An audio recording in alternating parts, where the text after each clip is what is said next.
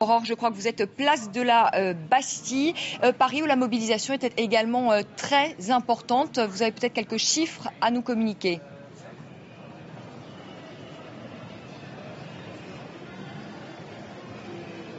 Exactement, nous avons suivi 2 cortèges ici à Paris et selon certains membres de la CGT, eh bien, il y aurait entre 400 et 500 000 personnes ici à Paris. Alors, selon eux, l'objectif de rassembler 2 millions de personnes à travers la France a été atteint. Ils crient victoire, vous l'avez dit, et certains sont venus déguisés. Nous avons vu des aides-soignants déguisés en vieillards. Nous avons aussi vu des pancartes, des portraits du président Nicolas Sarkozy et du ministre du Travail Éric Woerth, des pancartes qui disaient « Dehors, vous ne valez rien ».